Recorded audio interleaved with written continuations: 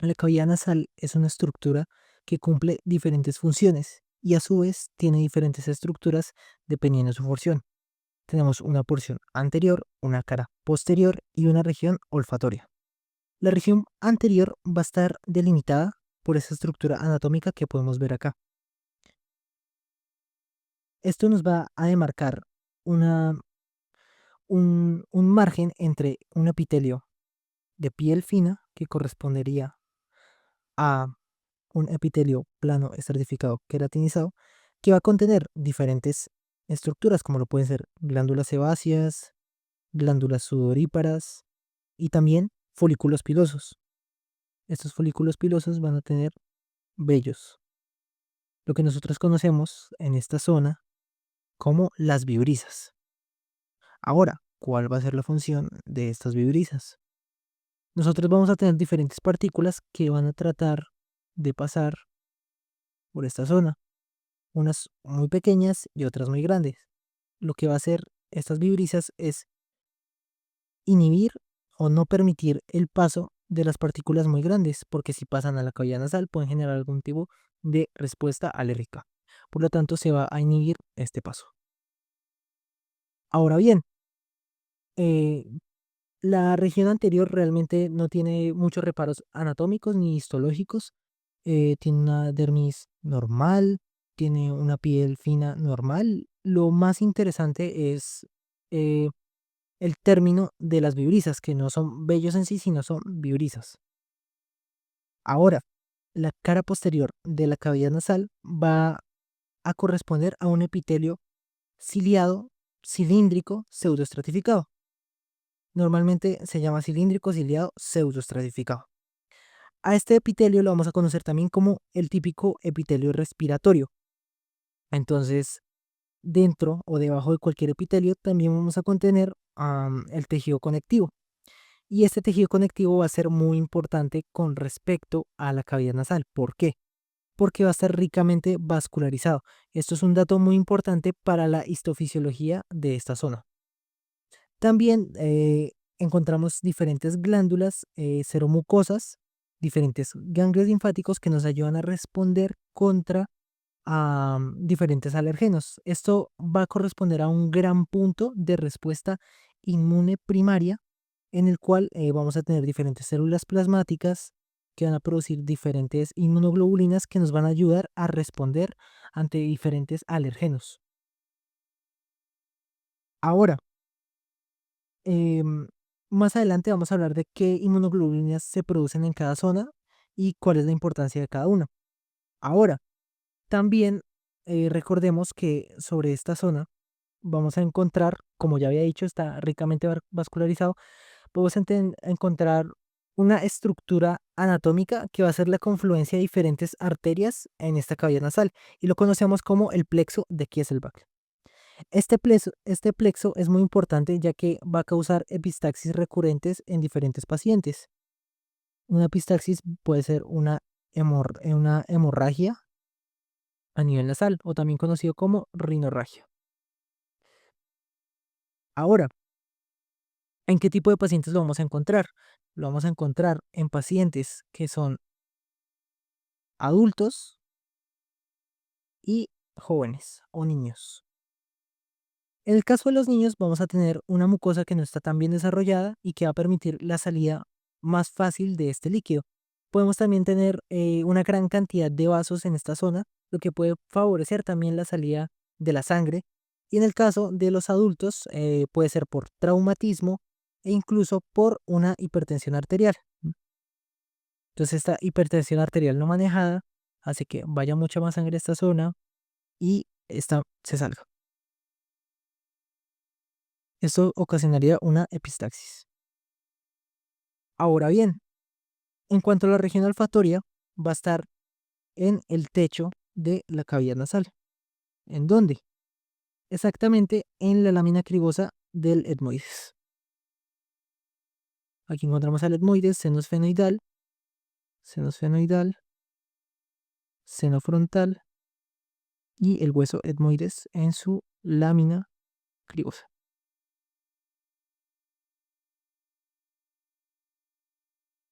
Ahora, muy bien. Como otro dato de relevancia clínica es que en esta zona no solo vamos a tener este plexo, sino que las personas que consumen sustancias psicoactivas van a empezar a dañar este epitelio.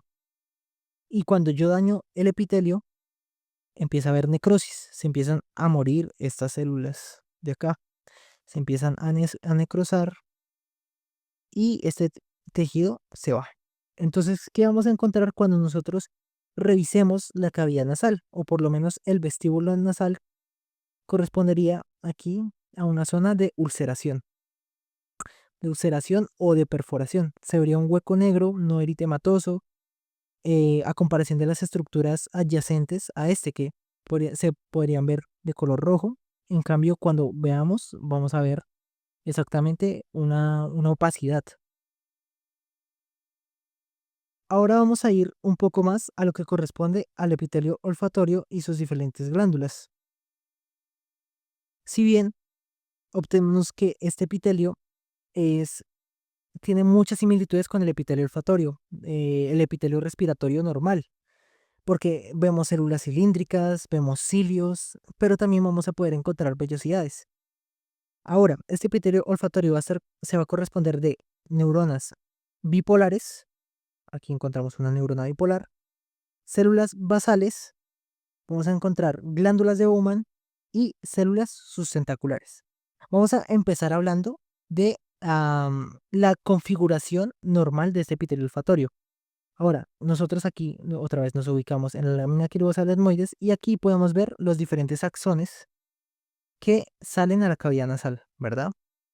Aquí arriba, ¿qué tendríamos? Esta estructura que conecta con el cerebro.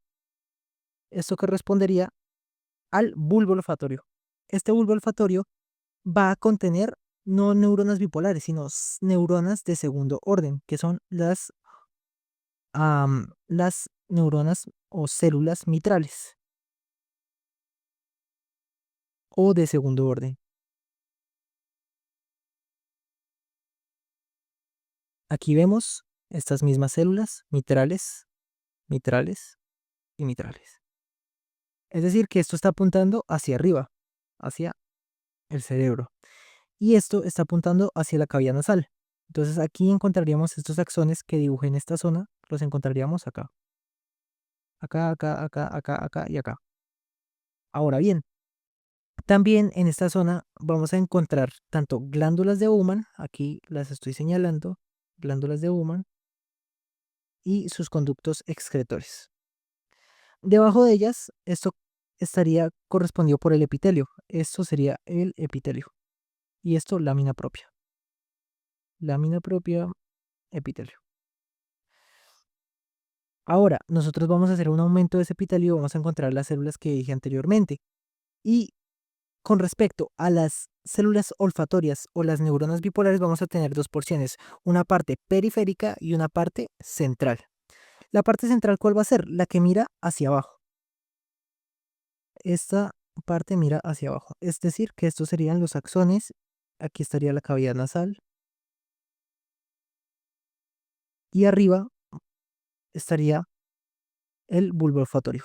Hacia arriba, el bulbo olfatorio. Ahora, su parte central, como había dicho, tiene el núcleo y también va a tener diferentes axones que se van a conectar unos con otros, ya que necesitamos pasar la información de una célula a otra. Y en su porción periférica, o la que apunta hacia el bulbo olfatorio, vamos a tener unas proyecciones que son cilios. Cilios que van a salir ¿de dónde? De esta estructura que podemos ver acá, que podemos ver acá y que podemos ver acá. Se llama la vesícula olfatoria.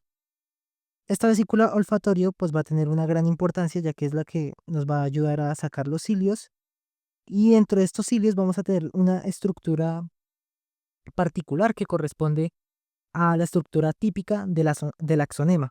Entonces, si yo hago un aumento de este cilio, voy a contener esto de acá, que corresponde al axonema.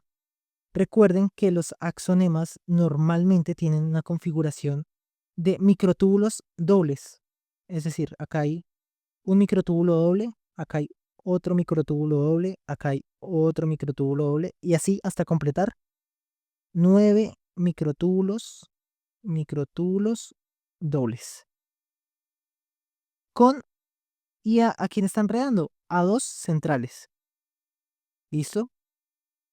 Ahora, esta configuración normal ocurre en la parte menos distal, es decir, acá. Esto estaría acá. La única diferencia que se encuentra con esta configuración de axonema normal es que no va a contener los brazos de yin e ina. Entonces, si ven estos brazos de acá, estos brazos de color naranja corresponden a los brazos de yin e ina, pero en este caso no se van a encontrar. Entonces, borramos. Ahora, en su parte aún más distal, un poco más distal, vamos a encontrar que ya no van a ser microtúbulos dobles, sino que van a ser microtúbulos simples, 9 microtúbulos simples. Es decir, va a haber 1, 2, 3, 4, 5, 6, 7, 8 y 9, rodeando a quién? A dos centrales, que son los de color verde. Es lo mismo que esto, solo que ya no tiene dos, sino uno. Y ahora, en su parte aún más distal, acá, vamos a encontrar que ya se perdieron completamente estos, estos microtúbulos. Entonces solo vamos a obtener dos centrales únicamente. Esto va a ser así. Dos centrales únicamente, sin microtúbulos. Eso corresponde a la estructura de estos cilios. Ahora, vamos a hablar un poco más adelante de la función de estas células. Con respecto a las células sustentaculares, van a tener una forma cilíndrica, las vemos acá, van a tener microvellosidades, si hacemos un zoom vamos a ver las microvellosidades, y vamos a encontrar que tienen diferentes filamentos de actina a este nivel, filamentos de actina. Esto nos va a estar hablando un poco de una fuerza que va a estar generando, porque le va a dar un soporte estructural a todo el epitelio. Además, al tener microvellosidades, yo lo podría asociar con sustancias, con absorción. Y yo pienso entonces que si están absorbiendo y se están generando algún tipo de metabolismo, pues le van a dar soporte metabólico a las células adyacentes. La célula acá, etc. Y también van a hacer un aislante eléctrico de las neuronas bipolares. Esas son las tres funciones principales de las células sustentaculares. Ahora, con respecto a las células basales, aquí tenemos, aquí tenemos una célula basal. Entonces, tenemos dos tipos de células basales. Las globosas y las horizontales. Son tales. Ahora, las globosas, o comencemos por las horizontales, estas células van a tener, como cualquier tipo de célula basal, va a tener la capacidad de replicarse. Y estas se van a empezar a replicar cada cierto tiempo. Entonces empezamos con las células horizontales. Ellas van a reemplazar o van a replicar para reemplazar a las células globosas. Si se me acaban las células globosas, tengo de reserva a las células horizontales. Y si pierdo células sustentaculares, las globosas se van a replicar para reemplazarlas. Esa es la función de las células basales del epitelio olfatorio. Ahora, estábamos hablando de que el tejido también, su lámina propia va a ser ricamente vascularizada y va a tener las glándulas de Bowman, que estas glándulas de Bowman aquí van a empezar a generar un líquido seroso. Un líquido seroso que más adelante voy a comentar la función del líquido seroso. Lo importante es que tengan que estas glándulas también van a producir a nivel del epitelio olfatorio lactoferrina, lisocimas y sobre todo inmunoglobulina A. Entonces aquí tenemos también la lactoferrina, la lisocima, etc. Aquí volvemos a ver una imagen para repasar. Entonces, aquí tendríamos al bulbo olfatorio, lo escribo mejor, al bulbo olfatorio. Aquí tendríamos el epitelio. Entonces esto de acá abajo corresponde a cavidad nasal. Aquí está la cavidad, aquí está el bulbo olfatorio y hacia allá estaría el cerebro. ¿Listo? Ahora muy bien, esto sería la lámina cribosa del etmoides, esto que está acá, esta porción ósea. Aquí tenemos las neuronas bipolares que van a estar enviando proyecciones axonales hacia las células de segundo orden, que son conocidas como células mitrales. Esto a manera de repaso. Ahora, en cuanto a la cavidad posterior, vamos a tener de diferentes correlaciones histofisiológicas. Histo, histo- histofisiológicas. ¿Cómo lo pueden ser? Primero, recordemos, esta cavidad posterior, estábamos hablando de que estaba muy ricamente vascularizada, entonces vemos esto, ¿cierto? Vemos toda esta cantidad de vasos sanguíneos. Si yo tengo un vaso sanguíneo, esto va a significar que va a haber mucho paso de células, va a haber mucho paso de eritrocitos y esto va a generar calor.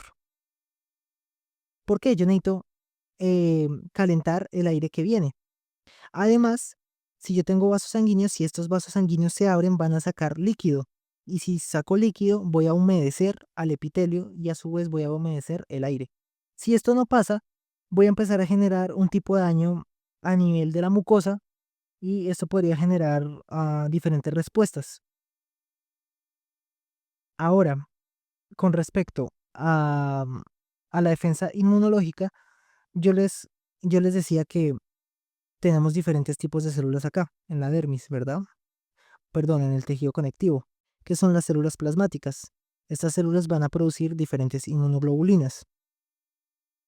Y también, si yo voy a tener una capa de moco a este nivel, yo tengo moco, ¿verdad? Tengo moco, tengo moco, tengo moco. Pues este moco se puede ir acumulando. Entonces yo tengo los cilios que van a empezar a mandarlo. Van a llevarlo y van a hacer que se vaya deglutido a través de la orofaringe. Esa es la función realmente de los cilios del epitelio respiratorio a nivel de la cavidad posterior. Ahora, ¿cómo se calienta este aire? Pues interesante, porque tenemos la entrada del aire, ¿verdad? Tenemos acá, va yendo, va yendo, va yendo, y aquí tenemos esta función de remolino que tienen los cornetes. ¿Qué va a pasar? Este aire puede entrar muy frío y puede entrar a deshidratar la mucosa. La mucosa no necesita estar deshidratada. Lo que va a hacer esta mucosa es aprovechar toda esta rica red vascular para, como les digo, sacar todo el líquido. ¿Y esto cómo lo hace? Pues el vaso, si está vaso constreñido, no va a poder sacar este líquido porque las células endoteliales van a estar pegadas. Pero si yo lo vasodilato, van a estar más separadas, lo que va a permitir sacar el líquido, ¿verdad? Si esto se vasodilata, se va a ver mucho más ancho y va a ocurrir esto.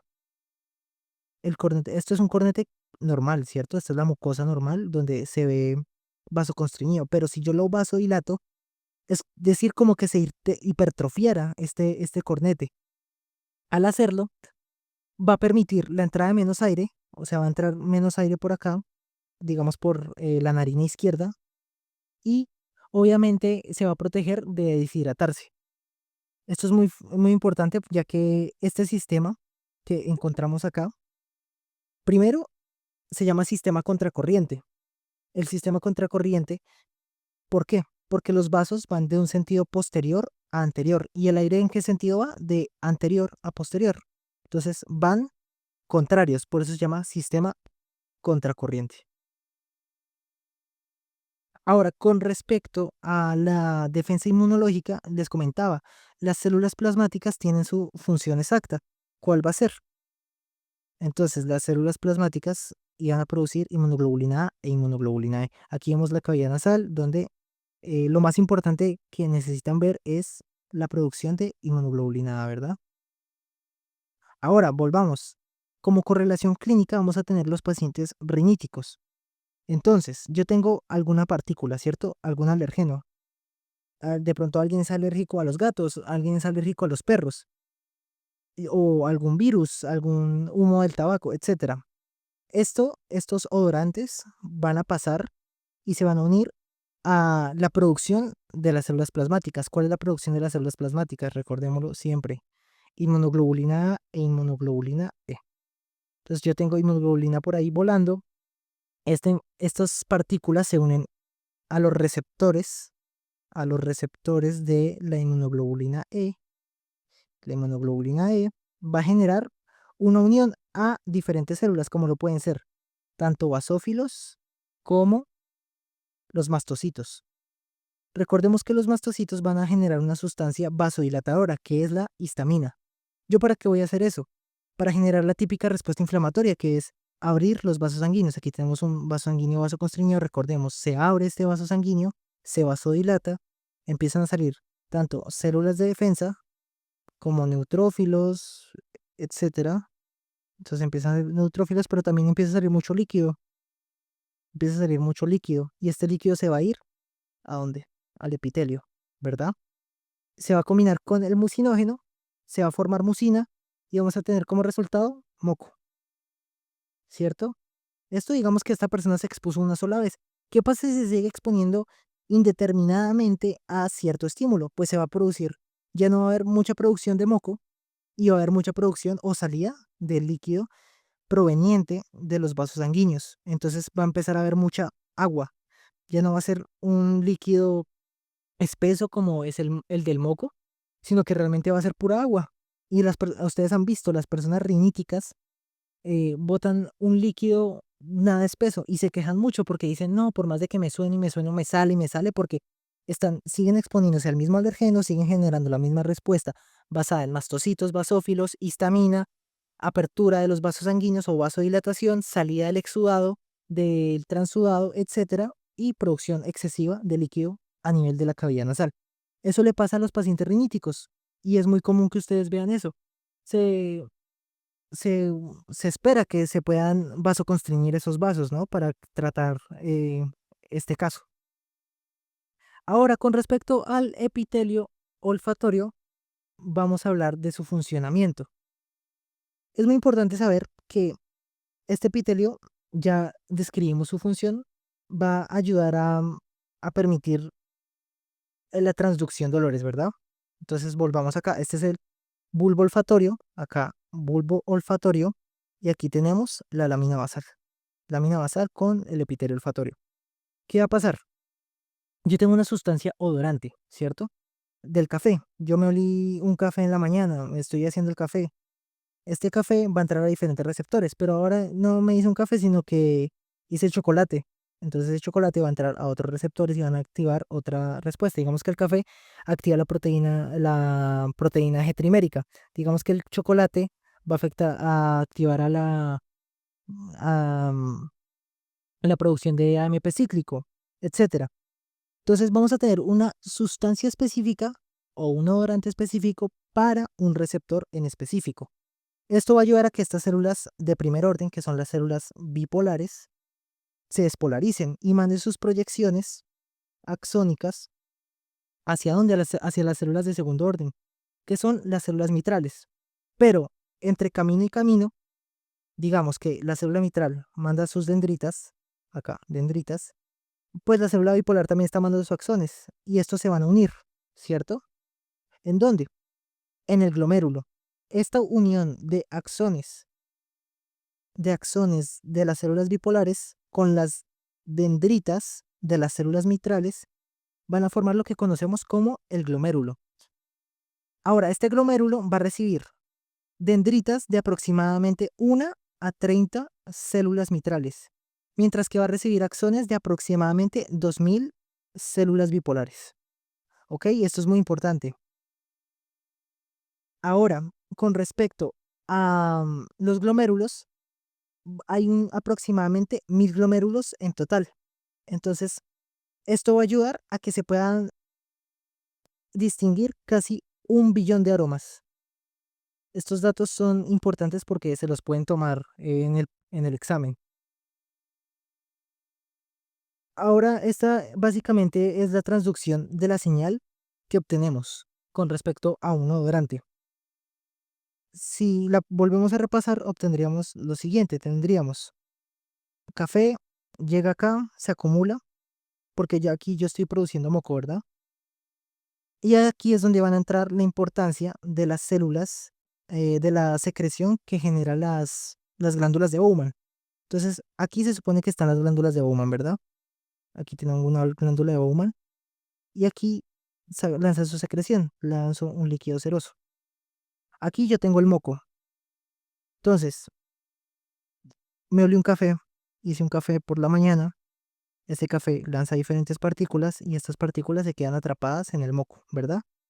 Este líquido ceroso producido acá ayuda a atrapar esas sustancias odorantes para que las neuronas bipolares puedan mantenerlas más tiempo ahí y transducir más de ellas para que el olor se quede, ¿verdad? Para poder generar la transducción de la señal. Sin embargo, hay veces en que estas células, recuerden que los potenciales de acción dependen también de ciertos estímulos. Si son muy repetitivos, el potencial de acción no va a volver a ocurrir y no se va a generar la transducción de señal. Es por esto que nosotros, por ejemplo, yo me eché el perfume en la mañana, yo me eché un frasco de perfume y este perfume lanzó estas sustancias odorantes y se quedaron ahí. Ahora, estuve 3, 4, 5 horas, la gente me puede decir, oye, huele súper rico, huele súper bien, pero con el tiempo yo ya dejé de oler mi propio perfume. ¿Por qué? Mis neuronas se acostumbraron a ese perfume. Por lo tanto, yo lo que voy a hacer es decir, bueno, o bueno, mis glándulas de Bowman realmente lo que van a hacer es sacar más líquido ceroso y desplazar al antiguo líquido ceroso para que se vayan todas estas sustancias odorantes y yo vuelvo a poder percibir este olor. Entonces al otro día yo vuelvo y me aplico el perfume, el mismo perfume, y sí lo voy a poder oler por un tiempo porque está renovado toda esta capa cerosa que mantenía estos odorantes. Y vuelve otra vez la transducción de la señal. Neuronas bipolares, axones de 2000 células unidos a las dendritas de las células mitrales. Dendritas de las células mitrales.